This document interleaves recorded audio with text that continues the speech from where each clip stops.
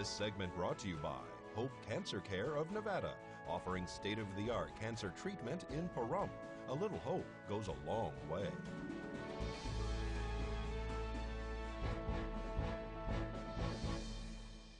All right, let's go to Eunette to find out what's happening this week in our courts.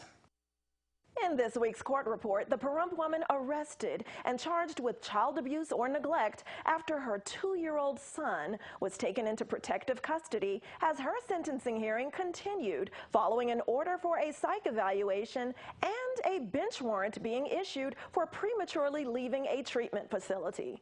Whitney Dawn Lewis appeared in court while in custody for her latest proceeding, during which she was due for sentencing after making a guilty plea agreement. However, during that proceeding, Lewis's attorney, David Reichert, requested to continue this matter to allow him more time to talk with the defendant. This after the court outlined the case history and reviewed the PSI report, then finally admonishing Lewis in regards to leaving West Care. Notably, an order for psychological evaluation was filed back on December 27, 2017, and a bench warrant was issued for Lewis 2 days later.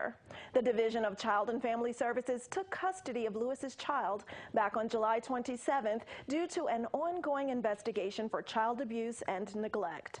Investigators say that during transfer of custody and while placing Lewis's son in a car seat, they were able to observe bruising, dark in color, on the lower portion of the toddler's left and right cheek. Additionally, a small bruise was located in the middle of that child's forehead. And later, DCFS employees were able to observe multiple bruises, all in different stages of healing, extending from the child's arms to legs and other portions of his body. Human bite marks were also discovered on the child's body. Lewis's new sentencing date is now scheduled March 16th. Charles David Plinsky's sentencing hearing is also continued. Plinsky appeared in court and was prepared to be sentenced, but the defendant's attorney, Thomas Gibson, addressed the court regarding the mental health court issues and requested to continue this matter. Plinsky has had prior OR releases and is now still awaiting sentencing. This after a change of plea proceeding in his case was continued. During that court proceeding, the defendant appeared while in custody and entered a guilty plea agreement. The court accepted said plea. Plinsky is facing the charges of failure to stop upon signal of peace officer, assault upon a peace officer, grand larceny of motor vehicle, and battery upon a peace officer. Plinsky is the local man who has had repeated run-ins with local law enforcement and who was rearrested twice on the same day.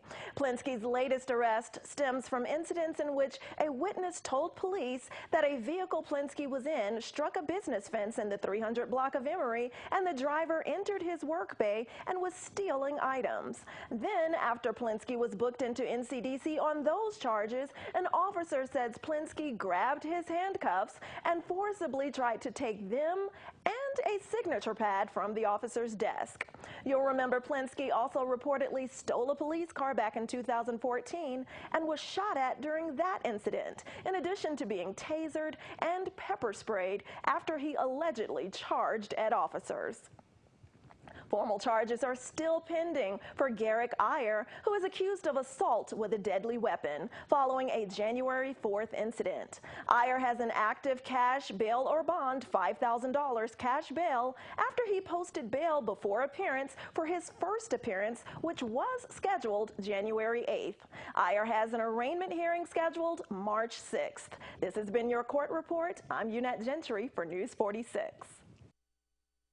Thanks, Eunette. Angela Miles talks about net neutrality in today's Business First Brief. Topping our news, the gutsy governor of Montana is bucking against the government. Steve Bullock signed an executive order this week requiring net neutrality by internet service providers holding state contracts. Those providers will not be allowed to block or create internet fast lanes for a fee. It's the first official pushback against the FCC decision to end net neutrality. Netflix is in focus. The stock is up 60% for the year. Shares jump to a $100 billion market cap.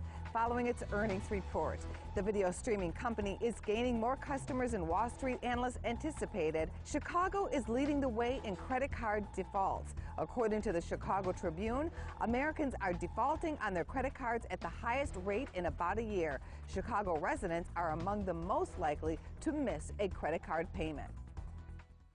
Thanks, Angela. The Alabama Senate has approved a bill that will now go to the House of Representatives that could get rid of the requirement to obtain a marriage license. The bill was presented following a few Alabama probate judges who refused to issue marriage licenses to anyone, so they do not have to give them to gay couples. State senators voted 19-1 in favor of the piece of legislation. The bill would also change the current law to require couples to sign and submit a form instead of a license issued by probate judges. Officials say the couples would also no longer need a wedding ceremony.